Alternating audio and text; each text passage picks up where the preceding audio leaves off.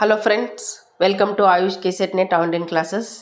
ಇವತ್ತಿನ ತರಗತಿಯಲ್ಲಿ ನಿನ್ನೆ ನಡೆದ SDA ಪರೀಕ್ಷೆಯ ಕನ್ನಡ ಪ್ರಶ್ನೆ ಪತ್ರಿಕೆ ಕುರಿತು ಚರ್ಚೆ ಮಾಡೋಣ. ಹಾಗಾದರೆ ಬನ್ನಿ ಫ್ರೆಂಡ್ಸ್. ಮೊದಲಿನ ಪ್ರಶ್ನೆ ಹೀಗಿದೆ: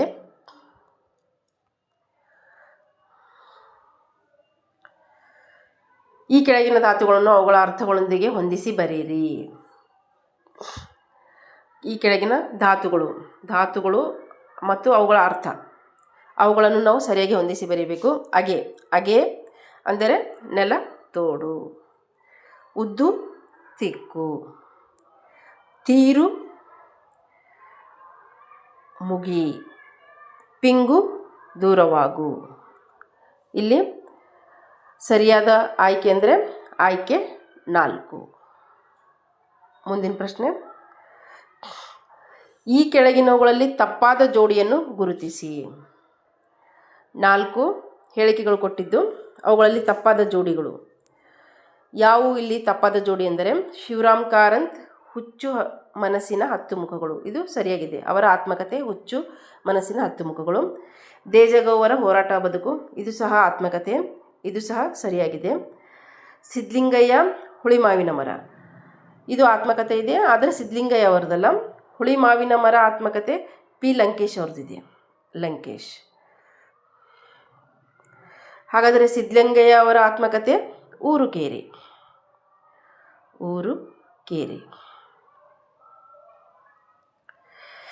ಇನ್ನು 4ನೇ ಆಯ್ಕೆ ಅರವಿಂದ್ ಮಾಲ್ಗತ್ತಿ ಅವರದು ಗೌರ್ಮೆಂಟ್ ಬ್ರಾಹ್ಮಣ. ಇದು ಕೂಡ ಸರಿಯಾಗಿದೆ.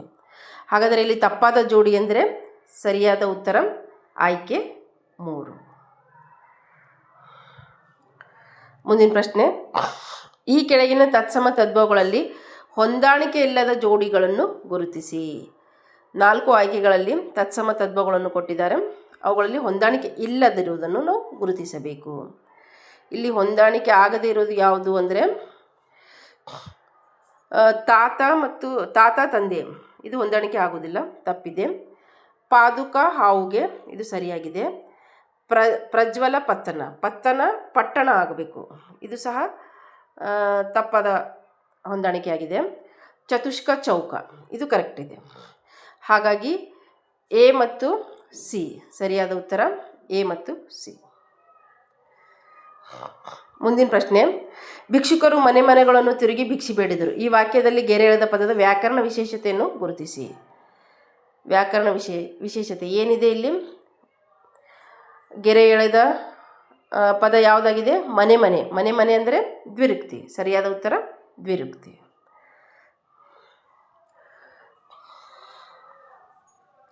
ಸೂಕ್ತ ಲೇಖನ ಚಿಹ್ನೆ ಬಳಕೆಯಾಗಿರುವ ಆಯ್ಕೆಯನ್ನು ಗುರುತಿಸಿ. ಸೂಕ್ತ ಲೇಖನ ಚಿಹ್ನೆ ಇಲ್ಲಿ 4 ವಾಕ್ಯಗಳಿಗೆ ಇನ್ವರ್ಟೆಡ್ ಕಾಮ ಬಂದಿದೆ. ಹಾಗಾದರೆ ಯಾವುದಾಗ್ಬೋದು ಇಲ್ಲಿ? ಸೌಂದರ್ಯವನ್ನು ನೋಡುವುದು ಹೊರಗಿನ ಕಣ್ಣುಗಳಲ್ಲ, ನಮ್ಮ ಒಳಗಣ್ಣುಗಳು. ಮೊದಲನೇದು ಅರ್ಧ ವಿರಾಮ ಇದೆ. ಎರಡನೇದು ಸೌಂದರ್ಯವನ್ನು ನೋಡುವುದು ಹೊರಗಿನ ಕಣ್ಣುಗಳಲ್ಲ, ನಮ್ಮ ಒಳಗಣ್ಣುಗಳು. ಎರಡನೇದು ಅಲ್ಪ ವಿರಾಮ ಇದೆ. ಮೂರನೇದು ಸೌಂದರ್ಯವನ್ನು ನೋಡುವುದು ಹೊರಗಿನ ಕಣ್ಣುಗಳಲ್ಲ, ನಮ್ಮ ಒಳಗಣ್ಣುಗಳು. ಇದು ಫುಲ್ ಸ್ಟಾಪ್ ಇದೆ. ಇದು ಮೂರನೇದು ತಪ್ಪಾಗುತ್ತದೆ. ಸೌಂದರ್ಯವನ್ನು ನೋಡುವುದು ಹೊರಗಿನ ಕಣ್ಣುಗಳಲ್ಲ, ನಮ್ಮ ಒಳಗಣ್ಣುಗಳು. ಇದು ಸಹ 4ನೇದು ಸಹ ತಪ್ಪಾಗುತ್ತದೆ. ಹಾಗಾದರೆ ಸರಿಯಾದ ಉತ್ತರ ಯಾವುದು? ಅರ್ಧ ವಿರಾಮ ಬರಬೇಕಾ ಅಥವಾ ಅಲ್ಪ ವಿರಾಮ? ಇಲ್ಲಿ ಸರಿಯಾದ ಉತ್ತರ ಆಯ್ಕೆ 2, ಅಲ್ಪ ವಿರಾಮ ಹಾಗೂ ಇನ್ವರ್ಟೆಡ್ ಕಾಮ ಬಂದು ಆ ವಾಕ್ಯ ಪೂರ್ಣಗೊಂಡಿರುವುದು. ಮುಂದಿನ ಪ್ರಶ್ನೆ: ತವರಿನ ಸೀರೆ ಅರ್ಥ ಬರುವ ಗ್ರಾಮ್ಯ ರೂಪವನ್ನು ಗುರುತಿಸಿ. ಆಯ್ಕೆಗಳು: ತವರ ಉಡುಗೊರೆ, ತವರ ಬಣ್ಣ, ತವರ ಸ್ಯಾಲಿ, ತವರ ಬೀರ. ಇಲ್ಲಿ ಸರಿಯಾದ ಉತ್ತರ ತವರ ಬಣ್ಣ. ಜಾನಪದ ಗೀತೆ ಇದೆಯಲ್ಲ, ತವರ ಬಣ್ಣ ಉಟ್ಕೊಂಡು ಅಪ್ಪ ಕೊಟ್ಟು ಎಮ್ಮೆ ಹೊಡ್ಕೊಂಡು ತಂಗೆವ್ವ ತಿಟ್ಟೆತ್ತಿ ತಿರುಗಿ ನೋಡಿದಾಳೆ. ತವರ ಬಣ್ಣ ಅಂದರೆ ತವರಿನ ಸೀರೆ ಎಂಬ ಅರ್ಥ ಬರುತ್ತದೆ. ಕಳುವ್ಯಾರೆ ಗ್ರಾಮ್ಯ ರೂಪಕ್ಕೆ ಸರಿಯಾದ ಗ್ರಾಂಥಿಕ ರೂಪ. ಕಳುವ್ಯಾರೆ ಇದರ ಗ್ರಾಂಥಿಕ ರೂಪ ಕಳುಹಿಸಿದ್ದಾರೆ. ಆಯ್ಕೆ 2 ಸರಿಯಾದ ಉತ್ತರ. ಇನ್ನು ಹೇಳಿಕೆ 1, 2 ಅವುಗಳಲ್ಲಿ ಸರಿ ತಪ್ಪನ್ನು ಗುರುತಿಸಬೇಕು.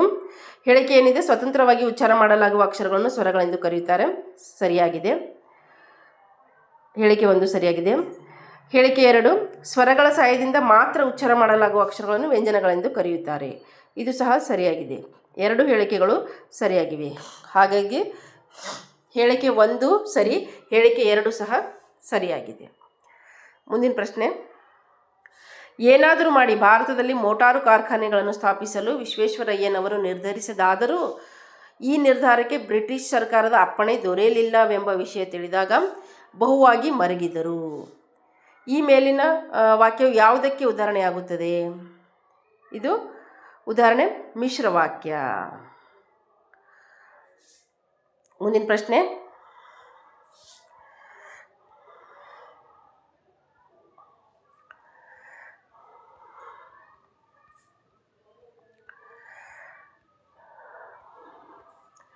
ನನ್ನ ಸತ್ಯಾನ್ವೇಷಣೆ ಕೃತಿಯನ್ನು ಗಾಂಧೀಜಿಯವರು ರಚಿಸಿದರು. ಮೇಲಿನ ವಾಕ್ಯದಲ್ಲಿರುವ ಕರ್ಮಪದವನ್ನು ಗುರುತಿಸಿ. ನನ್ನ ಸತ್ಯಾನ್ವೇಷಣೆ ಕೃತಿಯನ್ನು. ಕರ್ಮಪದ ಯಾವುದಾಗುತ್ತದೆ? ಕರ್ಮಪದ ಕೃತಿಯನ್ನು. ಸರಿಯಾದ ಉತ್ತರ ಆಯ್ಕೆ 3. ಕೃತಿಯನ್ನು ಏನಾಗುತ್ತದೆ? ಕರ್ಮಪದ ಆಗುತ್ತದೆ. ಈ ಕೆಳಗಿನ ಗಾದೆ ಮಾತನ್ನು ಪೂರ್ಣಗೊಳಿಸಿ. ಮೂಗು ತೂರಿಸಿ ಡ್ಯಾಶ್ ಎನಿಸಿಕೊಳ್ಳಬೇಡ. ಮೂಗು ತೂರಿಸಿ ಮೂರ್ಖ ಎನಿಸಿಕೊಳ್ಳಬೇಡ. ಮುಂದಿನ ಪ್ರಶ್ನೆ, ಈ ಕೆಳಗಿನವುಗಳಲ್ಲಿ ಯಾವುದು ನುಡಿಗಟ್ಟು ಅಲ್ಲ? ಅರಣ್ಯ ರೋದನ ನುಡಿಗಟ್ಟು ಇದೆ.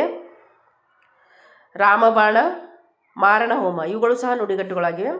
ಆದರೆ ಭಲ್ಲೂಕ ಪತಿ ಏನಿದೆ ಇದು ನುಡಿಗಟ್ಟಲ್ಲ. ಭಲ್ಲೂಕ ಎಂದರೆ ಕರಡಿ. ಭಲ್ಲೂಕ ಎಂದರೆ ಕರಡಿ. ಕರಡಿಯ ರಾಜ. ಪತಿ ಎಂದರೆ ಕರಡಿಯ ರಾಜ ಅಥವಾ ಕರಡಿಗಳ ರಾಜ. ಕರಡಿಗಳ ರಾಜನಿಗೆ ಭಲ್ಲೂಕ ಪತಿ ಎಂದು ಕರೆಯುತ್ತಾರೆ. ಇದು ನುಡಿಗಟ್ಟು ಆಗುವುದಿಲ್ಲ. ಆಯ್ಕೆ 4. ಮುಂದಿನ ಪ್ರಶ್ನೆ, ಈ ಕೆಳಗೆ ನೀಡಲಾದ ಪದಗಳಲ್ಲಿ ಅನ್ಯ ದೇಶ ಪದವನ್ನು ಗುರುತಿಸಿ. ಅನ್ಯ ದೇಶ ಪದ: ಬಿಡು, ಕಾಲು, ಶುರು, ಕೈ. ಇಲ್ಲಿ ಸರಿಯಾದ ಉತ್ತರ ಆಯ್ಕೆ 2 ಶುರು. ಶ ಮಹಾಪ್ರಾಣ ಆಗಿದೆ, ಅದು ಸಂಸ್ಕೃತದಿಂದ ಬಂದ ಪದ ಆಗಿರುವುದರಿಂದ ಆಯ್ಕೆ 2 ಏನಾಗಿದೆ? ಅನ್ಯ ದೇಶ ಪದ ಆಗಿ ಕಂಡುಬರುತ್ತದೆ. ಮುಂದಿನ ಪ್ರಶ್ನೆ, ಹೊಂದಿಸಿ ಬರೆಯಿರಿ. ಚೆನ್ನಾಗಿ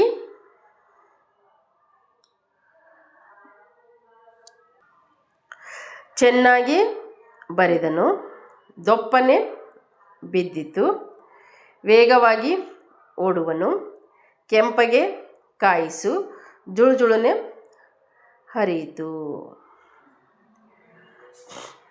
ಇಲ್ಲಿ ಸರಿಯಾದ ಆಯ್ಕೆ 1. ಮುಂದಿನ ಪ್ರಶ್ನೆ, ಪೂರ್ಣ ವರ್ತಮಾನ ಕಾಲವನ್ನು ಸೂಚಿಸುವ ಕ್ರಿಯಾಪದ. ಇದು ಮೊನ್ನೆ ನಡೆದ FDA ಪರೀಕ್ಷೆಯಲ್ಲಿಯ ಅದೇ ಪ್ರಶ್ನೆ ರಿಪೀಟ್ ಆಗಿ ಬಂದಿದೆ ನೋಡಿ.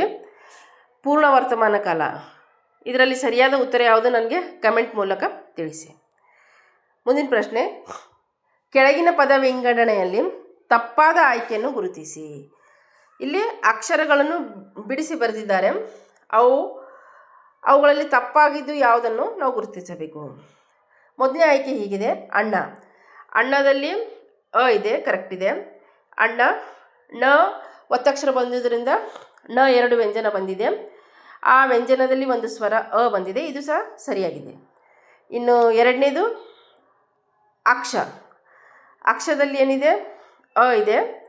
ಆಮೇಲೆ ಕಕ್ಕೆ ಶ ಒತ್ತು, ಶದಲ್ಲಿ ಅ ಇದೆ, ಇದು ಸಹ ಸರಿಯಾಗಿದೆ. ಮೂರನೇದು ಚಿನ್ನ. ಚ ಇ. ನಂತರ ನಕ್ಕೆ ಒತ್ತಕ್ಷರ ಬರೋದ್ರಿಂದ 2 ನ ಬಂದಿದ್ದಾವೆ. ನಂತರ ಅದರಲ್ಲಿ ಅ ಬರಬೇಕು, ಇಲ್ಲಿ ಆ ಬಂದಿದೆ. ಚಿನ್ನದಲ್ಲಿ ಕೊನೆಗೆ ಅ ಬರಬೇಕು, ಇದು ತಪ್ಪಾಗಿದೆ. ಇನ್ನು ನಾಲ್ಕನೇದು ಹಬ್ಬ. ಹ ವ್ಯಂಜನ, ಅದರಲ್ಲಿ ಏನಿದೆ?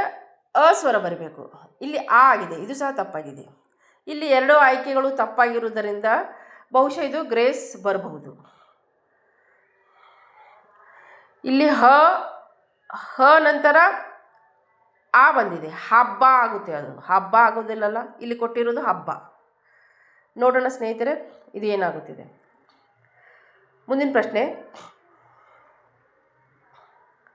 ಈ ಕೆಳಗಿನ ಗಾದೆಗಳಲ್ಲಿ ತಪ್ಪಾದ ಗಾದೆಯನ್ನು ಗುರುತಿಸಿ. ತಪ್ಪಾದ ಗಾದೆ ಯಾವುದು ಇಲ್ಲಿ? ಮೊದಲನೇದು ಏನಿದೆ, ಹನುಮಪ್ಪ ಹಗ್ಗ ಕಡಿಯುವಾಗ ಪೂಜಾರಿ ಶಾವಿಗೆ ಬೇಡಿದನಂತೆ. ಇದು ಸರಿಯಾಗಿದೆ. ಹೊಗೆ ಇಲ್ಲದ ಮನೆಯಿಲ್ಲ, ಚಿಂತೆ ಇಲ್ಲದ ಮನವಿಲ್ಲ. ಇದು ಕೂಡ ಸರಿಯಾಗಿದೆ. ಹೆದರಿದ ಕಣ್ಣಿಗೆ ಹಗ್ಗವು ಹೂವೇ. ಇದು ತಪ್ಪಿರ್ಬೋದು. ಹಗ್ಗ ಹಾವು ಕಾಣಬಹುದು, ಹಾವೇ. ಇನ್ನು 4ನೇದು, ಹಿರಿಯ ಮಗ ಆಗಬೇಡ, ಹಿತ್ತಿಲು ಬಾಗಿಲು ತೆಗೆಯಬೇಡ. ಇದು ಕರೆಕ್ಟ್ ಇದೆ. ಹಾಗಾದರೆ ಆಯ್ಕೆ 3 ಇಲ್ಲಿ ತಪ್ಪಾದ ಗಾದೆ ಆಗಿದೆ. ಆಯ್ಕೆ 3. ಮುಂದಿನ ಪ್ರಶ್ನೆ, ಗ್ರಹವಾಚಕ ಶಬ್ದಗಳಾದ ಸೂರ್ಯ, ಚಂದ್ರ, ಶನಿ, ಮಂಗಳ ಇವುಗಳೆಲ್ಲ ಏನಾಗುತ್ತವೆ? ಪುನ್ನಪುಸಕ. ಇವುಗಳೆಲ್ಲ ಪುನ್ನಪುಸಕನಿಗ. ಆಯ್ಕೆ 2 ಸರಿಯಾದ ಉತ್ತರ. ಇನ್ನು ಈ ಕೆಳಗಿನವುಗಳಲ್ಲಿ ಸಮಾನಾರ್ಥಕ ಪದಗಳಿಗೆ ಸಂಬಂಧಿಸಿದಂತೆ ಸರಿಯಾಗಿ ಹೊಂದಾಣಿಕೆ ಆಗದ ಗುಂಪನ್ನು ಎಂದಿದ್ದಾರೆ. ಯಾವುದು ಹೊಂದಾಣಿಕೆ ಆಗುವುದಿಲ್ಲ ನೋಡೋಣ.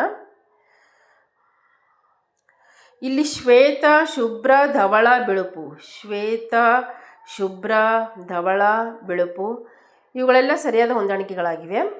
ಇದು ಸರಿಯಾಗಿದೆ. ಇನ್ನು ಅಗ್ನಿ, ಅನಲ. ಅಗ್ನಿ ಅಂದರೂ ಬೆಂಕಿ, ಅನಲ ಬೆಂಕಿ, ಪಾವಕ ಬೆಂಕಿ. ಇನ್ನು ಅನಿಲ ಅಂದರೆ ಗಾಳಿ. ಇದು ತಪ್ಪಾಗಿದೆ. ಇನ್ನು 3ನೇದು ನೃಪ, ರಾಜ, ಮಹಿಪ, ರಾಜ, ನರೇಶನು ರಾಜ ಅಥವಾ ಅರಸ. ರಾಹುತ ತಪ್ಪಾಗಿದೆ. ರಾಹುತ ಅಂದರೆ ಅಶ್ವರೋಹಿ ಅಂತ ಅರ್ಥ ಬರುತ್ತೆ. ಅಶ್ವರೋಹಿ ಅಂದರೆ ಕುದುರೆ ಸವಾರಕ, ಅಶ್ವರೋಹಿ. ಇನ್ನು ಭೃಂಗ ಅಂದರೆ ದುಂಬಿ, ಮಧುಪನು ದುಂಬಿ, ಮಧುಕರ. ಇದು ಆಯ್ಕೆ 4 ಕೂಡ ಸರಿಯಾಗಿದೆ. ಹಾಗಾಗಿ ಇಲ್ಲಿ ಹೊಂದಾಣಿಕೆ ಆಗದ ಪದಗಳಂದರೆ ಬಿ ಮತ್ತು ಸಿ. ಆಯ್ಕೆ 2 ಸರಿಯಾದ ಉತ್ತರ. ಮುಂದಿನ ಪ್ರಶ್ನೆ,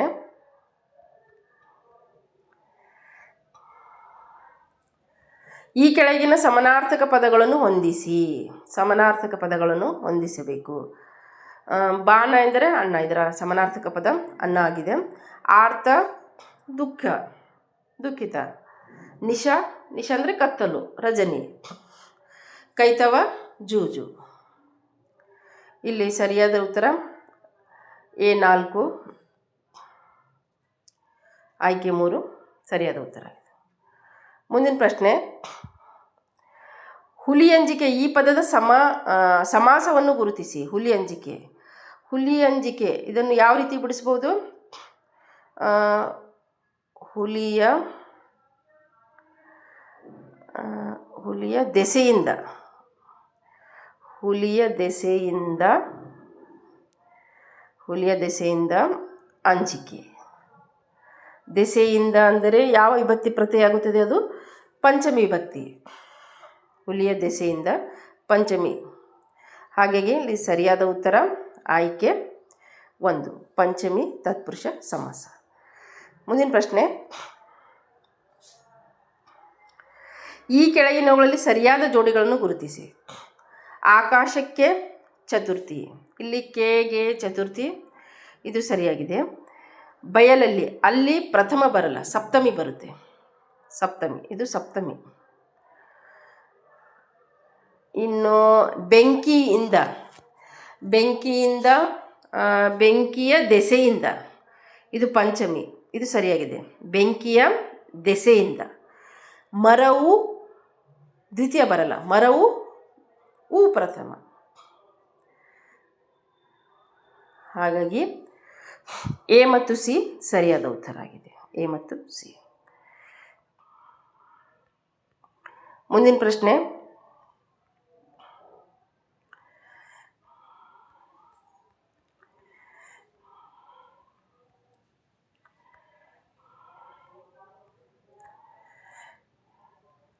ಈ ಕೆಳಗಿನ ಪದಗಳ ಜೋಡಿಗಳಲ್ಲಿ ತಪ್ಪಾದ ಪದ ಜೋಡಿಯನ್ನು ಗುರುತಿಸಿ.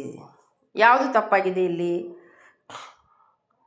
ಇಲ್ಲಿ ಫಲಸು ಹಲಸು ಅಂದರೆ ಪಕಾರಕ್ಕೆ ಹಕಾರ ಬಂದಿದೆ, ಕರೆಕ್ಟ್ ಇದೆ. ಪಂದಿ ಹಂದಿ ಇದು ಸಹ ಸರಿಯಾಗಿದೆ. ಪಾಲು ಹಾಲು ಸರಿಯಾಗಿದೆ. ಪಟಲ ಹಟಲ ತಪ್ಪಾಗಿದೆ. ಆಯ್ಕೆ 4 ತಪ್ಪಾಗಿದೆ.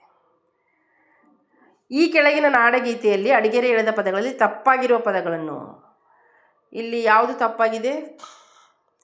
ತೈಲಪ ಹೊಯ್ಸರಾಳಿದ ನಾಡೆ ಢಂಕಣ ಜಕಣರ ನೆಚ್ಚಿನ ಬೇಡೆ ಕೃಷ್ಣ ಶರಾವತಿ ತುಂಗ ಕಾವೇರಿಯ ವರರಂಗ. ಇಲ್ಲಿ ತಪ್ಪಾಗಿರೋದು ಯಾವುದಂದರೆ ಪಾ ಕೊಟ್ಟಿದ್ದಾರೆ, ತೈಲಪ, ಇದು ಪ ಆಗಬೇಕು. ನಂತರ ಢಂಕಣ ಇದೆ, ಡಂಕಣ ಆಗಬೇಕು. ಹಾಗಾಗಿ ಎ ಮತ್ತು ಸಿ ತಪ್ಪಾಗಿದೆ. ಕೆಳಗೆ ಅಡಿಗೆರೆ ಎಳೆದ ಪದದ ಸರಿಯಾದ ರೂಪವನ್ನು ಗುರುತಿಸಿ. ಸರಿಯಾದ ರೂಪ ಏನಿದೆ? ಬಾಬುಕೋಡಿ ವೆಂಕಟರಮಣ ಕಾರಂತವರ ದಕ್ಷಿಣ ಕನ್ನಡ ಜಿಲ್ಲೆಯ ಬಂಟಳ ತಾಲೂಕಿನ ಮಂಚೆ ಗ್ರಾಮದಲ್ಲಿ ಜನಿಸಿದರು. ಇದಕ್ಕೆ ಸರಿಯಾದ ಉತ್ತರ ಬಂಟ್ವಾಳ. ಆಯ್ಕೆ 2. ಮುಂದಿನ ಪ್ರಶ್ನೆ, ಈ ಕೆಳಗಿನವುಗಳಲ್ಲಿ ಉಪಮಾ ಅಲಂಕಾರ ಅಲ್ಲದೇ ಇರುವುದನ್ನು ಗುರುತಿಸಿ. ಯಾವುದು ಉಪಮಾ ಅಲಂಕಾರ ಅಲ್ಲ? ಹಲ್ಲಿಲ್ಲದ ಬಾಯಿ ಇಲ್ಲಿಯೇ ಬಿಲ್ಲದಂತೆ, ಇದು ಉಪಮಾ ಅಲಂಕಾರ. ರಸಿಕನಾಡಿದ ಮಾತು ಶಶಿಯುದಿಸಿ, ಇದು ಸಹ ಉಪಮಾ ಅಲಂಕಾರ. ಹುಟ್ಟು ಇಲ್ಲದ ಹರಿಗೋಲ, ಇದು ಸಹ ಉಪಮಾ ಅಲಂಕಾರ. ಮಗುವಿನ ಮುಖಕಮಲ, ಇದು ರೂಪಕ. ಹಾಗಾಗಿ ಆಯ್ಕೆ 4, ಉಪಮಾ ಅಲಂಕಾರ ಅಲ್ಲ. ಮುಂದಿನ ಪ್ರಶ್ನೆ, ಊರು ಉಪಕಾರ ಅರಿಯೋದು, ಹೆಣ ಶೃಂಗಾರ ಅರಿಯೋದು. ಇಲ್ಲಿರುವ ಅಲಂಕಾರ ಯಾವುದು? ಇಲ್ಲಿರುವ ಅಲಂಕಾರ ಎಂದರೆ ದೃಷ್ಟಾಂತ ಅಲಂಕಾರ. ದೃಷ್ಟಾಂತ ಎಂದರೆ ಉಪಮಾನ ಉಪಮೇಯ ಅರ್ಥ ಸಾದೃಶ್ಯದಿಂದ. ಉಪಮಾನ ಉಪಮೇಯ ಉಪಮಾನ ಇವು ಅರ್ಥ ಸಾದೃಶ್ಯದಿಂದ ಒಂದರ ಪ್ರತಿಬಿಂಬ ಮತ್ತೊಂದೆನ್ನೋ ಭಾವದಂತೆ, ಅಂದರೆ ಬಿಂಬ ಪ್ರತಿಬಿಂಬ ಭಾವ ಕಂಡು ಬರುತ್ತದೆ. ಎಲ್ಲಿ? ದೃಷ್ಟಾಂತ ಅಲಂಕಾರ. ಬಿಂಬ ಪ್ರತಿಬಿಂಬ ಏನು ಉಪಮಾನ ಉಪಮೇಯಗಳಿದ್ದಾವಲ್ಲ, ಅಲ್ಲಿ ಊರು ಉಪಕಾರ ಅರಿಯೋದು, ಹೆಣ ಶೃಂಗಾರ ಅರಿಯೋದು, ಇವೆರಡರಲ್ಲಿ ಅರ್ಥ ಸಾದೃಶ್ಯದಿಂದ ಅವು ಒಂದರ ಪ್ರತಿಬಿಂಬ ಮತ್ತೊಂದೆನ್ನುವ ಭಾವದಂತೆ ತೋರುತ್ತಿದ್ದರೆ ಅದನ್ನು ನಾವು ದೃಷ್ಟಾಂತ ಅಲಂಕಾರ ಎಂದು ಕರೆಯುತ್ತೇವೆ.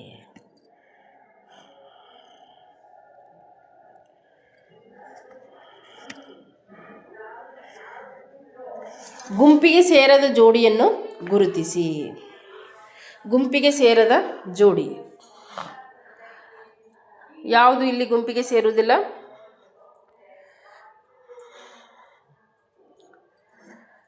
ಹರ್ಷ ವಿಷಾದ ಸರಿಯಾಗಿದೆ. ಹರ್ಷ ಸುಖ ದುಃಖ ಎನ್ನುವ ಅರ್ಥದಲ್ಲಿ. ಅಡ್ಡ ಲಂಬ ಇದನ್ನು ಸಹ ವಿರುದ್ಧ ಪದ ಸರಿಯಾಗಿದೆ. ಸೊಲ್ಲು ಮೌನ, ಮಾತು ಮೌನ, ಇದು ಸಹ ಸರಿಯಾಗಿದೆ. ನಮ್ರ ವಿನಮ್ರ ಇದು ತಪ್ಪಾಗಿದೆ. ನಮ್ರ ವಿನಮ್ರ ಇವು ಸಮಾನಾರ್ಥಕ ಪದಗಳಾಗಿ ಕಂಡುಬರುತ್ತವೆ. ಹಾಗಾಗಿ ಆಯ್ಕೆ 4 ತಪ್ಪು. ಇನ್ನು ಮುಂದಿನ ಪ್ರಶ್ನೆ, ಅಷ್ಟು ದೊಡ್ಡ ಕಲ್ಲು, ಇದು ಪರಿಮಾಣವಾಚಕ, ತುಂಬ ಸರಳವಾಗಿದೆ. ಮುಂದಿನ ಪ್ರಶ್ನೆ, ಈ ಕೆಳಗೆ ನೀಡಿರುವ ಸಂಧಿ ಪದಗಳಲ್ಲಿ ಸವರ್ಣ ದೀರ್ಘ ಸಂಧಿಗೆ ಉದಾಹರಣೆ. ಸವರ್ಣ ದೀರ್ಘ ಸಂಧಿ ಯಾವುದಾಗ್ತದೆ? ಲೋಕೋತ್ತರ, ಆರೋಕ್ತಿ, ಗುರುಪದೇಶ, ಬಹುರ್ಜಿತ. ಇಲ್ಲಿ ಗುರುಪದೇಶ ಸರ್ವದೀರ್ಘ ಆಗುತ್ತದೆ, ಬಟ್ ಲೋಕೋತ್ತರ ಗುಣಸಂಧಿ ಆಗೋದ್ರಿಂದ ಇದು ಆಗೋದಿಲ್ಲ. ಇನ್ನು ಕರತಲಾಮಲಕ, ಲಕ್ಷೀಂದ್ರ, ವಿದ್ಯಾರ್ಥಿ, ಮೃದುಕ್ತಿ. ಕರತಲಾಮಲಕ ಸವರ್ಣ ಇದೆ. ಲಕ್ಷೀಂದ್ರ ಅಥವಾ ಲಕ್ಷ್ಮೀ ಇಂದ್ರ ಇದು ಸಹ ಸವರ್ಣ ದೀರ್ಘ. ವಿದ್ಯಾರ್ಥಿ. ಮೃದುಕ್ತಿ ಇದು ಸಹ ಸವರ್ಣ ದೀರ್ಘ. ಎರಡನೇದು ಆಯ್ಕೆ ಸರಿ ಆಗಬಹುದು. ಇನ್ನು ಮೂರನೇದು ಚರಣಾರವಿಂದ, ಧರ್ಮೋಪದೇಶ, ಸ್ವೋಪಜ್ಞತೆ, ಚಿದಾನಂದ. ಚಿತ್ ಪ್ಲಸ್ ಆನಂದ, ಚಿದಾನಂದ ಇದು ಸವರ್ಣ ದೀರ್ಘ ಸಂಧಿ ಆಗುವುದಿಲ್ಲ, ಹಾಗಾಗಿ ಮೂರನೇದು ತಪ್ಪು. ನಾಲ್ಕನೇದು ಪದ್ಮಾಸನ, ಕಾಂಚನಾದ್ರಿ, ಭೂಮಿಶ, ಲೋಕೇಶ. ಇವು ಲೋಕೇಶ ಅನ್ನೋದು ಗುಣಸಂಧಿ ಆಗುತ್ತೆ, ಹಾಗಾಗಿ ಆಯ್ಕೆ 4 ಸಹ ತಪ್ಪು. ಆಯ್ಕೆ 2 ಸರಿಯಾದ ಉತ್ತರ. ಮುಂದಿನ ಪ್ರಶ್ನೆ, ಕ್ರಿಯೆ ನಡೆದಿಲ್ಲ ಎಂಬುದನ್ನು ಸೂಚಿಸುವ ಕ್ರಿಯಾಪದ. ಕ್ರಿಯೆ ನಡೆದಿಲ್ಲ ಅಂದರೆ ಅಲ್ಲಿ ಸಂಭವನಾರ್ಥಕ ಬರಲ್ಲ, ವಿದ್ಯಾರ್ಥಕ ಬರಲ್ಲ, ಕಾಲಾರ್ಥಕ ಬರಲ್ಲ. ಹಾಗಾದರೆ ಅದು ಯಾವ್ದು ಬರುತ್ತೆ? ನಿಷೇಧಾರ್ಥಕ. ಈ ಹಲಸಿನಕಾಯಿಗೆ ಒಂದು ಚಿಕ್ಕ ಕಾಸನ್ನು ನಾನು ಹೆಚ್ಚಾಗಿ ಕೊಡುವುದಿಲ್ಲ. ಈ ವಾಕ್ಯದಲ್ಲಿರುವ ಗುಣವಾಚಕ. ಗುಣ ಅಂದರೆ ಆ ವಾಕ್ಯದ ಏನು ವಿಶೇಷತೆ ಇದೆ, ಗುಣ ಇದೆ, ಅದು ಹೇಳಬೇಕು. ಈ ಹಲಸಿನಕಾಯಿಗೆ ಒಂದು ಚಿಕ್ಕ ಕಾಸನ್ನು, ಇಲ್ಲಿ ಆಯ್ಕೆಯಲ್ಲಿ ಹಲಸಿನಕಾಯಿ ಕೊಟ್ಟಿದ್ದಾರೆ, ಒಂದು ಚಿಕ್ಕ ಕಾಸು ಕೊಟ್ಟಿದ್ದಾರೆ. ಇಲ್ಲಿ ಗುಣವಿಶೇಷತೆ ಚಿಕ್ಕ.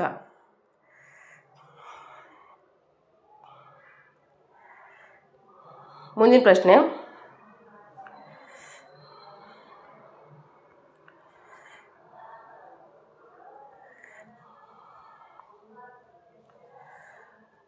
ಹೊಂದಿಸಿ ಬರೆಯಿರಿ.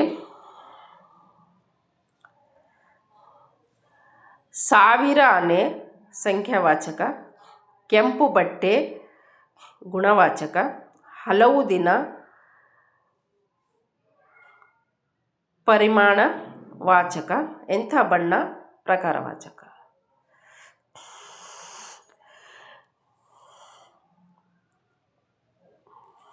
ಮುಂದಿನ ಪ್ರಶ್ನೆ, ಈ ಕೆಳಗಿನವುಗಳಲ್ಲಿ ಭಾವನಾಮಗಳನ್ನು ಗುರುತಿಸಿ. ಭಾವನಾಮಗಳು ಯಾವ್ಯಾವು? ಕೋಪ ಮನಸ್ಸಿನ ಭಾವನೆ ಇದೆ, ಸಂತೋಷ ಸಹ ಇದೆ, ಸಮಾಧಾನ ಸಹ ಇದೆ, ಅಂದರೆ ಶಾಲೆ ಆಗುವುದಿಲ್ಲ. ಭಾವನಾಮಗಳು ABC. ಮುಂದಿನ ಪ್ರಶ್ನೆ, ನಾನು ನಾವು ಇವು ಯಾವ ಸರ್ವನಾಮಗಳಿಗೆ ಉದಾಹರಣೆಗಳಾಗಿವೆ? ನಾನು ನಾವು ಅನ್ನೋದು ಉತ್ತಮ ಪುರುಷ ಸರ್ವನಾಮಗೆ ಉದಾಹರಣೆಯಾಗಿದೆ. ಸರಿ, ಹಾಗಾದರೆ ಇವತ್ತಿಗೆ ಈ ಚರ್ಚೆ ಮುಗಿಸುತ್ತೇನೆ. ಧನ್ಯವಾದಗಳು. ಏನಾದರೂ ಅನುಮಾನ ಇದ್ದರೆ ಕಮೆಂಟ್ ಬಾಕ್ಸಲ್ಲಿ ಬರೆದು ತಿಳಿಸಿ. ಧನ್ಯವಾದಗಳು.